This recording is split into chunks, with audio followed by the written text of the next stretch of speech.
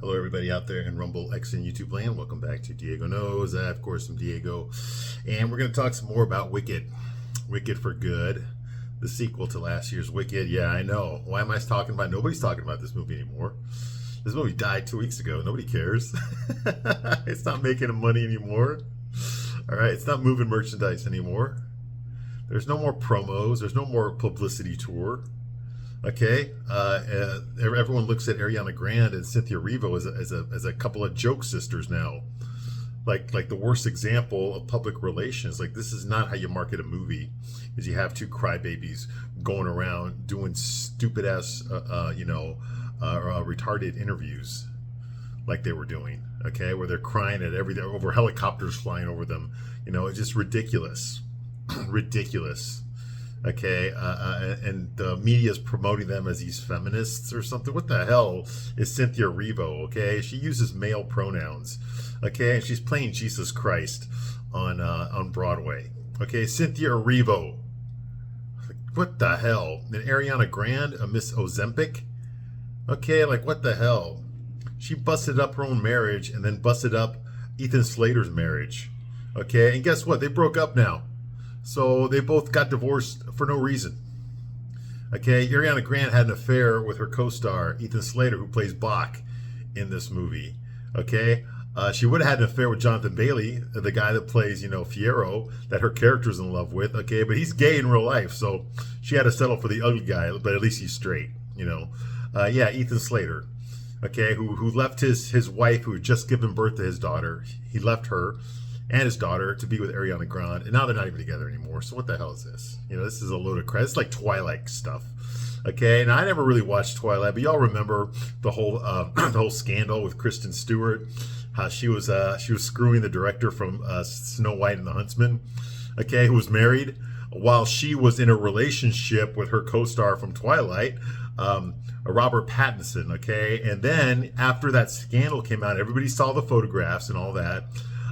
They still had to promote the last chapter of the Twilight series, so they had no choice but to stay together for the photographers, for the paparazzi.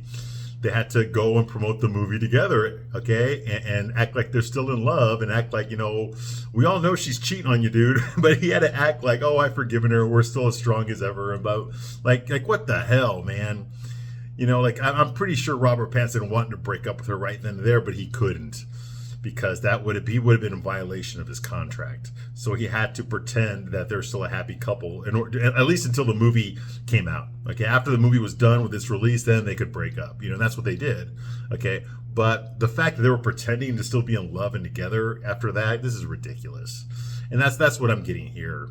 Okay, these people that make these movies, they do not know what the hell is going on. You've got these Ivy League graduates who went to their woke universities, and they come into Hollywood, and they, with no experience, and they start deciding they're going to make all the decisions.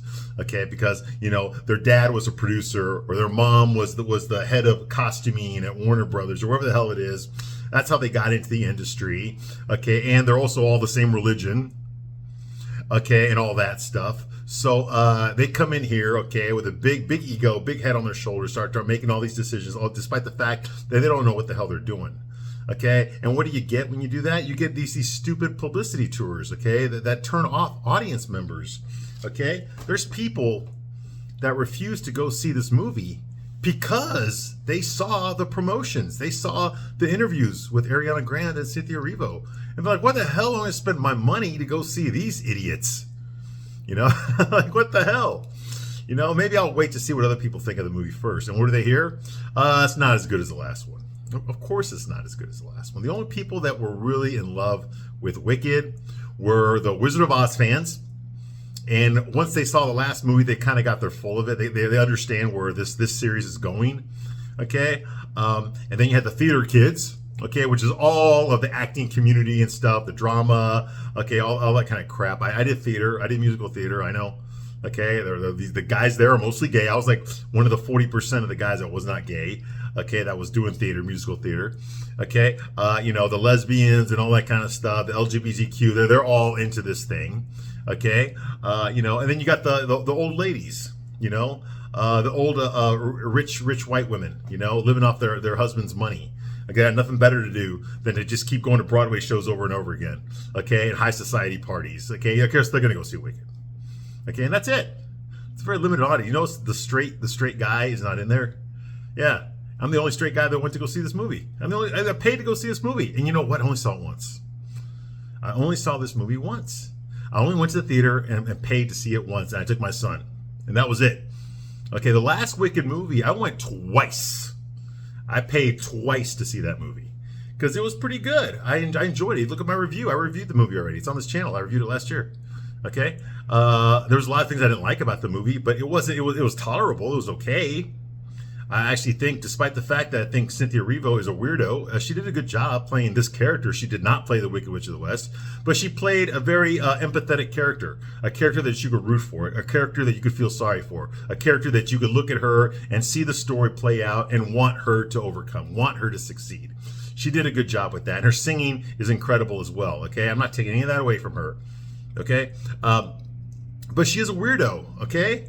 And most of you know this. Okay, those of you that are my age, you understand this. You understand that people judge a movie based on who's in it. Okay, you cannot separate the artist from the art. Okay, if there was someone who, whose politics you just completely disagreed with, the chances are pretty high you are not going to go see their movie, no matter how good it is. You see what I mean? Okay, it's the same thing with scandals. You know, look at Jonathan Majors. I mean, that guy, Marvel, man, puffed his Peter so big, you couldn't go anywhere, okay, in 2022 without seeing him.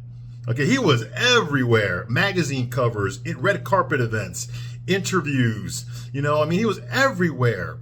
Okay, he was in some aviation movie, then he was in Creed 3, and then he was on the Loki show. He played Kang on the Loki Disney Plus show, and then he shows up in Ant-Man Quantumania, and everyone's hyping this guy. He's like the hottest thing in the world. He's the hottest new actor in the world. He's got this like a 5-picture deal they just gave him.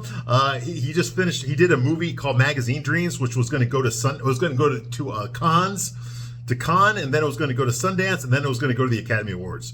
Okay, they put a lot of publicity to make this guy a thing. And then what happens? He beat up his white girlfriend because he's black. He beat up his white girlfriend, and then everyone just turned against him. Boom, everything got canceled.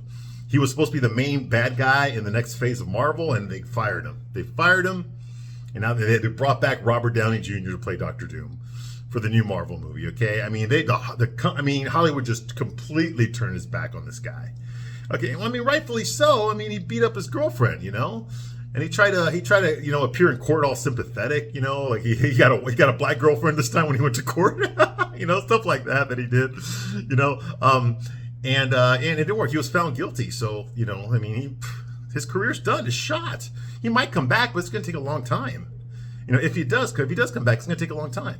You see what I mean? But they pushed him. Okay, they promoted this guy to be the next thing. And they easily took that away. They easily took all that away. Okay, and that's what's going on here. I think with Wicked. Okay, it's just something that Hollywood throws it in your face, and if you don't buy it, eventually they're going to stop throwing it in your face. They're going to throw someone else in your face. Okay, because not enough people bit off of this one person, and there's so many examples of that right now. Okay, there are no movie stars anymore. Okay, it's all IP. It's all the only reason Wicked got a movie was because everybody involved in it is freaking gay, and they read the book and they saw the Broadway show, and the Broadway show was a huge success. So they figure, oh my God, if everybody goes to see the Broadway show, they're definitely going to want to see the movie version of it. Right? Well, not everybody goes to Broadway shows. Broadway is strictly in New York. You got to live in New York to go to Broadway shows. Okay? And those tickets are like $500 to $1,000 a piece, and those are the average seats. What kind of people can afford that? You see what I mean? That's a very niche audience. Okay, so that's what it is. That's its a target audience. Okay, and I think they got those. They got that audience. They got them, and they got the normies last time, but they didn't get the normies this time. Okay, they got their target audience, but the target audience is not going to go see the movie over and over again. You see what I mean? And then if that wasn't bad enough, Zootopia 2 came out the very next weekend, and that movie's already made over $1 billion. Over $1 billion. Zootopia 2 already made. I think it made like $600 million its first weekend. It's ridiculous. But yeah, so that's where all the people went. That sucked all the air out of the room for Wicked. And they have not come back since. And now we got Avatar. Of course, everybody's going to go see Avatar now. You know, that movie's going to make over $1 billion. It's not going to be, it's not a good movie, but it's going to make over $1 billion. You know why? Because it's pretty. It's pretty, it's long, it's pretentious. You know, white people, Americans bad. You know, Native Americans with blue skin good. That kind of shit. You know, you know. How are we going to improve their society by what? By building a shopping mall? By selling them blue jeans? You know, I mean, it's Dances with Wolves, where the Indians have blue skin. Okay, that's what that is. All right. So, so the movie's not doing very well. Nobody cares about it. Why am I still reviewing it? Because I said I would. I said I was going to review this movie, okay? Nobody's talking. Nobody's watching these videos. Nobody cares about Wicked for Good. Not the way they did the last one, okay?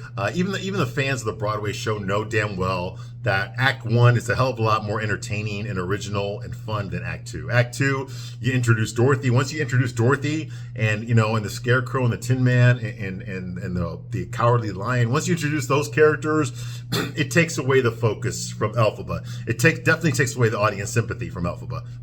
Regardless of how good they make Elphaba look in this movie, you know, it takes away the idea. Wait a minute, Elphaba's supposed to be mean to Dorothy, and she's not really mean to her. We don't see how she reacts to Dorothy. You know, she doesn't threaten Dorothy's life like she did in the original movie. She doesn't throw fireballs at Dorothy like she did in the original movie. Okay, she doesn't threaten to kill Dorothy, okay, and torture her, okay, and all that kind of stuff, and play mind games with her. You know, and take her prisoner like that. You know, I mean, she does in this version, but she doesn't like rub it in her face. You see what I mean? There's no hatred there. Okay, they can't depict that because that would make Elphaba look like the bad guy, and they got to make Elphaba the good guy in this thing, so you can continue to feel sorry for her. Okay, so you can see her inner beauty. You see what I mean? Okay, but the only way to do that is you got to contradict the original Wizard of Oz movie. Okay, you got to take away the compassion from Dorothy and then give it to Elphaba. Okay, and that doesn't work. A good screenwriter would have found a way to make both of those things be true.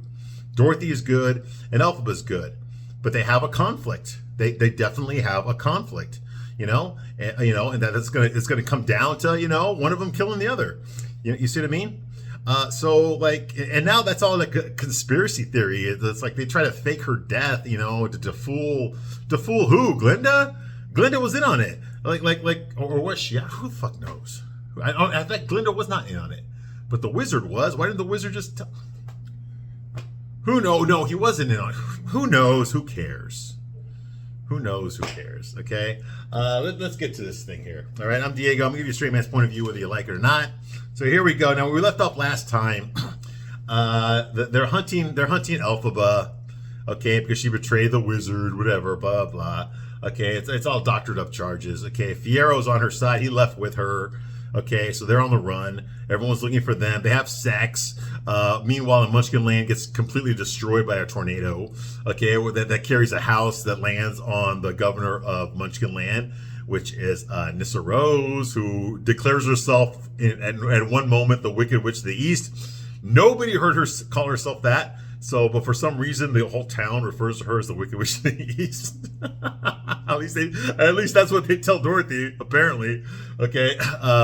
So the house falls on her. The tornado that caused the house to be lifted from Kansas and land in Munchkin Land was created by Madame Morrible. Okay, who is this evil witch who is basically the Wicked Witch of the South. Okay, she created this tornado purposely to kill Nyssa Rose in order to bring Elphaba out of hiding so that they could capture her. Okay, and the reason they want her is because she's got powers and because she can read the Grimoire, which is a book of magic. Okay, and you have to be born with green skin in order to read the magical book. Okay, that's the rules. Okay, nobody else can do it. So it works. Elphaba realizes that for some reason one of her powers that she can sense when her sister's in trouble, or who the fuck knows. So she flies to the Wizard of Oz. She jumps off of Fiero's dick to go fly to Munchkin Land to find out what happened. Blah blah blah. Fiero also leaves. Okay, he joins up with the Blue Monkeys, who don't work for the wizard anymore. They're free. Okay, and they go after her as well. Okay, so meanwhile, Glinda tells Dorothy and Toto to go to see the wizard, despite the fact that she knows the wizard has no powers, and Dorothy just wants to go back to Kansas and she doesn't know how.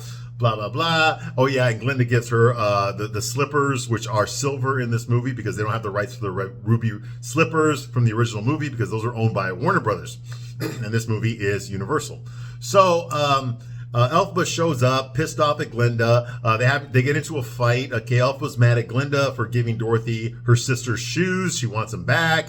And Glinda's mad at Elphaba for stealing her fiance. They were about to get married.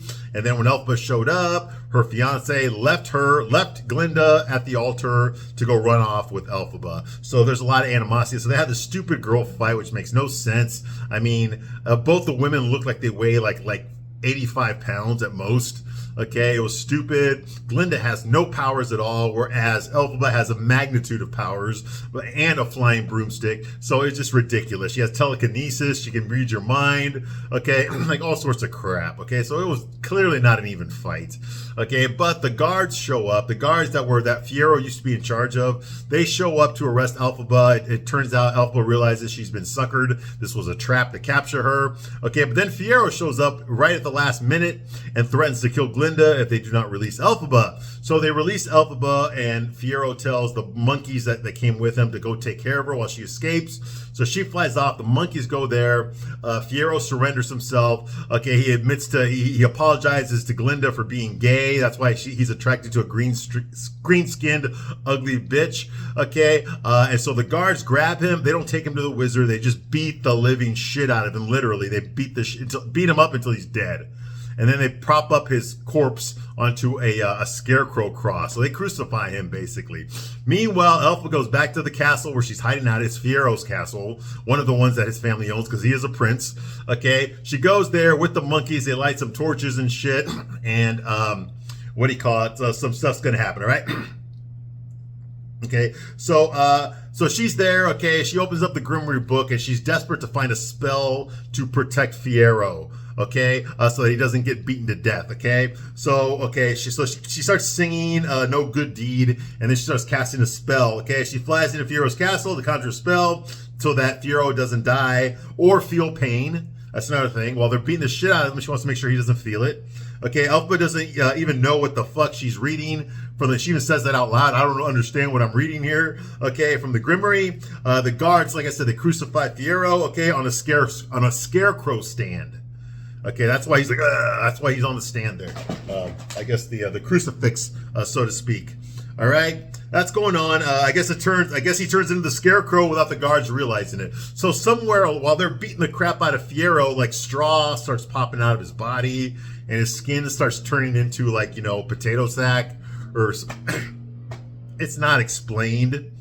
Okay, if I was a guard and I was beating the shit out of a guy and he's turning into a scarecrow while I'm beating him up, I'm going to be like, what the fuck? I'm going to run away and I'm going to go tell the wizard what happened. Okay? But they don't do that here. They just leave him there. So, what the fuck? I guess he turned into a scarecrow after they left his dead body on the scarecrow stand. It makes no sense. Anyway, that's going on here. Okay, the guards don't even realize that the man they're beating to death turned into a scarecrow. All right. The monkeys are there. They're lighting torches. Like I said, a big musical number. Elphaba, her cape, when she's walking around, her cape is I want to say maybe 6 feet long. But when she's flying in the air, it grows into 30, 40 feet long. That makes no sense. I guess that's one of her powers too. She can make her cape longer when she's singing and flying in the air like she did in the last movie. Her cape got to be 60 feet long at one point. Anyway, so that's going on here. The monkeys light torches. Then she hallucinates Nyssa Rose and Dr. Dillamon. I guess she's doing drugs as well. And now she has a flashback soliloquy. Okay, showing us the events from the past movie. Okay, we start seeing her again when she's wearing her school uniform. Okay, when she was in love with Fiyero, but yet Fiyero and Glinda were clearly together. And even her sister, her crippled paraplegic sister, okay, also had a boyfriend, Bach. Okay, even though he didn't really like her, he would like Glinda, but Glinda was taken, so he settled for the consolation prize of a crippled woman. Okay, and she saw how they would party together and hang out together, and she felt left out. I'm not that girl. Remember that bullshit? All right, yeah, written by a gay guy. Okay, so yes. So that's going on here, okay, and she starts hallucinating her college professor, Dr. Dillamond, okay, who's a goat. a talking goat who can't talk anymore. I guess because he was in a cage for the past 5 years, so he lost the ability to talk. He just goes like bah! Now. He used to be like the professor of history at Shit's University, where Elphaba went to school, where they all went to school. Fiyero, Elphaba, Boq, Nyssa Rose, Glinda, they all went to school there. Okay, all that's going on here. Okay, see all these events. We see her Elphaba levitating Nyssa at Shit's University. Okay, like in the beginning, when she first got to university, she used her powers to levitate her sister in the wheelchair. Okay, and that's where Madame Morrible noticed that Elphaba had powers and decided to accept her into the school. She was not supposed to be enrolled in the school. She was just there basically to help out her sister because her sister's in a wheelchair. Okay, so that's going on here. Okay, we have flashbacks of all that crap. We see her flying around with her cape. Like I said, her cape grew like 30, 40 feet now. Okay, and yes, the monkeys are flying all around her. It's all choreographed and special effects, CGI, and whatever, okay? I don't remember the words to No Good Deed because the song is not memorable. None of the songs in this sequel movie are memorable at all, whereas the last movie, part 1, had a lot of memorable songs, Defying Gravity, Popular. All those songs are memorable. Okay, I'm not that girl. Look, all that kind of shit. I remember those songs. There's no memorable songs in this one, okay? They left all the good songs for the first movie, okay? The next scene we have here is the Wizard. The Wizard's sitting there in his fucking Emerald City Tower behind the curtain with all his trinkets that he put together and stuff, all the steampunk crap that's back there. And he's just sitting there depressed, moping around in the dark. Okay, when he's happy, he's playing with his toys, literally playing with his toys, even though he's like, 70 years old, but now he's depressed and sitting there and moping, right? Okay, so Madame Morrible announces to him, she goes back there to tell him that Dorothy and her friends have arrived, and they're from some magical land called Kansas. Ooh, now this should raise an eyebrow because the Wizard, his real name is Oscar Diggs, okay, and he was a charlatan. He was a mesmerist, what do you call it? A con man, basically, okay? A traveling medicine show, those things, okay? That's what he was back in Omaha, Nebraska. That's where he's from. He was in a hot air balloon. He got caught up in a tornado, and he ended up in Oz and quickly took it over, okay? So now here he just heard about this girl that just arrived from Kansas, which is from his universe, okay? So that sparks his eyebrow. Okay, maybe I can use her. Okay, and Madame Morrible says these visitors we can use because he doesn't want to see anybody. Okay, he's depressed. But Madame Morrible tells him, hey, we can use them. Okay, they all want something from you. Okay, well, this gives him an idea. Okay, anyway, so we see we see the door to the chamber opening, the chamber with the mechanical Jeff Goldblum, the Jewish Wizard of Oz mechanical head, the face, Okay, yeah. Okay, yeah, I guess so. So they walk in there, okay, and we see the footsteps. We see Dorothy's foot. We don't see Dorothy. We see her feet with the silver slippers, not ruby, silver slippers on. We see Toto, and then we see the feet of, we see the Cowardly Lion on his fours. We see the Tin Man's feet, and then we see the feet of a guy wearing the exact same uniform that Fiyero wore. Okay, the captain of the Gale Force Guards. That was the task force that the Wizard created to capture Elphaba, okay, for the past 5 years, and they have not caught Elphaba at all. And Fiyero was the leader he was the captain of that guard until he turned traitor. And it's his men that beat the shit out of him, okay? Well, this Scarecrow is wearing the exact same uniform as the captain of the Gale Force Guard, so it's pretty goddamn obvious that why is the Scarecrow wearing the uniform that Fiyero wore? The exact same uniform, okay? And you should know exactly who he is because he wore a captain's uniform. He wasn't one of the regular soldiers of the guard. He was the leader. He had a distinct uniform. Why is the Scarecrow wearing that same uniform? Okay, you see what I mean? And nobody notices this, okay? And why is it that the Tin Man Boq does not recognize Fiyero? Why is it that Scarecrow Fiyero does not recognize the Tin Man Boq? They knew each other. They went to high school. They went to college together, okay? Oh, so the Cowardly Lion, okay? It was Fiyero that rescued him from the cage that he was in when he was a cub. Okay, and the Cowardly Lion remembers this. He remembers that it was that Elphaba did it, and that means that he would have remembered that Fiyero was there too. But he doesn't recognize the Scarecrow either as the guy that fucking rescued him. Okay, that uncaged him back when he was a baby. You see what I mean? And none of them tell any of this to Dorothy. You see? So anyway, we see them walk in there, okay, into the wizard's chamber. Okay, we only see them from the back. Like, we don't see Dorothy's face ever. For legal reasons, they're not allowed to show Dorothy's face. Okay, from the back, as the wizard orders them to bring him the broomstick of the Wicked Witch of the West. Because that's what they're calling Elphaba. Okay, so he basically sent them to assassinate the witch. To assassinate Elphaba. Okay, the Tin Man, Bach, okay, knows the wizard is full of shit. Okay, he just wants to kill Elphaba. Okay, and he didn't tell Dorothy this. Okay, the Tin Man, Bach, okay, it's Bach. He believes that Elphaba turned him into the Tin Man, so he wants revenge. He wants to kill Elphaba. But of course, he did not tell Dorothy this. Okay, what he told Dorothy is what you saw in the original movie. If I only had a heart. Dun-dun-dun, dun-dun-dun, dun-dun-dun, dun-dun, dun-dun. Okay, you see what I mean? That makes no sense. All right? The original Tin Man in the original movie did not act like a bloodthirsty psychopath. Okay? But he doesn't tell Dorothy because this movie changes the original movie now. Okay, now we realize that the Tin Man was full of shit. He was lying to Dorothy. He knew all along that the wizard had no powers, but yet he still told this girl that we got to go see the wizard so he can give me a heart. He doesn't want a heart. He just wants to kill the Wicked Witch of the West because she blames her for turning him into a Tin Man. But he ain't going to tell Dorothy that. Okay? You see what I mean? And he doesn't recognize the Scarecrow as Fiyero that he went to college with. You know? That's bullshit. That makes no sense. The Cowardly Lion, okay? He stayed in Oz. Now earlier in this movie, all the animals in Oz are being persecuted, okay? Think like Jews from the 1930s in Europe, okay? Under Hitler. Think about that. That's what's happening to all the animals in the land of Oz. They're being persecuted, okay? Their rights are getting stripped away. They're being captured and put into cages. So they're afraid.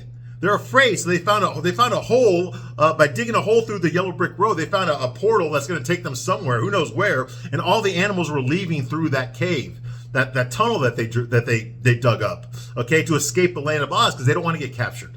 Okay, the Cowardly Lion was one of these animals. Okay, Elphaba showed up and tried to stop them because she recognized one of the animals. One of the animals was something Dulcibert. Okay, and Dulcibert was basically her nanny when she was a baby. That's the one that changed her diapers and took care of her because her mother died giving birth to her and her dad fucking hated her. All right, so she had fond memories of Dulcibert. Okay, Dulcibert's escaping too. Okay, and Elphaba tried to stop them. She said, "No, this is our land. We're all citizens of Oz. We got to fight. We got to fight so we can stay and live here. We got to fight for our right to live here."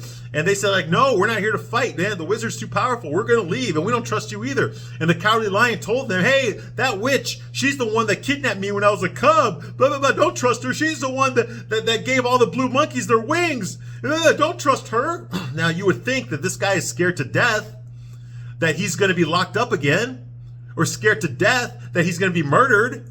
Then he would have left with all the animals, but he didn't. Why would a Cowardly Lion stay in a city that is actively hunting him? That wants to lock him up in a cage and kill him? Why would the Cowardly Lion want to stay in a place like that? He wouldn't. He would have left. He would have fled with all the other animals that are scared to death. But he didn't, and it's not explained why he didn't. You see, why is he fucking there? He knows it's the wizard that's persecuting his species, his kind. Why would he go with Dorothy and the Tin Man and the Scarecrow to go see this guy? When he knows that this guy is actively capturing animals. You see what I mean? That makes no sense. Okay, and he doesn't recognize Fiyero. He doesn't recognize the Scarecrow as the guy that rescued him as a cub. Okay? Okay, why did he stay in the land of Oz? He could have escaped with everyone else. Okay? He could have left with all the other animals despite not trusting the fake wizard or Elphaba, and he doesn't recognize Fiyero. Okay? He doesn't trust the Wicked Witch of the West. He doesn't trust Elphaba, and he doesn't trust the wizard, so why the fuck is he doing there? You know? Courage? He doesn't like Elphaba. He doesn't trust Elphaba. He knows the wizard is fake. So why does he think that the wizard would give him guts? You see what I mean? It makes no sense. The Scarecrow. He knows the wizard is a phony. He knows the wizard has no powers at all. He does not have the ability to give him brains. Luckily, Fiyero doesn't need brains. He's faking being dumb. He knows that the wizard does not have the power to give the Tin Man a heart, or his friend Bach a heart, or Dorothy a way home. He knows that. So why is he supporting Dorothy going to see the wizard? Well, apparently now we realize the reason he's doing it is not to get a brain. It's so that he can use Dorothy to throw water on Elphaba and fake her death. You see, he came up with a plan. Well, after he was done boning her, her and Elphaba, and him and Elphaba came up with a plan to fake her death, so that they could escape the land of Oz and be happy together. Not a great plan. Anyway, so that's going on here. Okay, he knows the wizard is fake. He wants to lure Dorothy to his castle so that they can fake Elphaba's death. Okay, he doesn't tell Dorothy this. He doesn't recognize Bach or the Cowardly Lion, and he's pretending to be dumb. You see what I mean? Now this is takes a more sinister tone here. Like they faked all this in order to manipulate Dorothy. And it's not just them. It's Glinda did this too. Madame Morrible did this. They all did this. Hell, even Elphaba did this. She used her boyfriend Fiyero to manipulate this girl to kill her so that she could fake her death and leave with Prince Fiyero and live happily ever after. Now, Madame Morrible and the wizard are happy. They've sent a 9-year-old girl to kill Elphaba. They're actually proud of themselves. All right. Now, yes, Judy Garland was actually 16 when she played Dorothy, but the character Dorothy was 9 years old. All right. Now, there's a rally in Emerald City. Okay, they're all chanting for the murder of Elphaba. Yes, I'm not making that up. Okay, there's a huge rally there. Everyone's like, yeah, kill the witch. Let's murder her. Blah, blah. Everyone's happy about it. They're all singing about it. Apparently, all the citizens of Oz have learned that that the wizard has created a task force to go hunt down Elphaba and kill her. To send a little girl to lead a lion, a tin man, and a scarecrow, and a little dog to go kill the Wicked Witch of the West. And they're all happy about it, all right? Okay, there's a rally in Emerald City. They're all chanting for the murder of Elphaba. Glinda, of course, is disturbed, okay, despite the fact that she actually works for the people that are trying to kill Elphaba. She feels a little bit guilt. Okay, they are all carrying buckets of water because for some reason they all believe that water is going to kill Elphaba. Okay, all right, I'm going to stop my review right here, but I'll be back soon to continue my review of Wicked for Good. I thank you very much for watching this long, and I'll see you soon on the next one. Bye.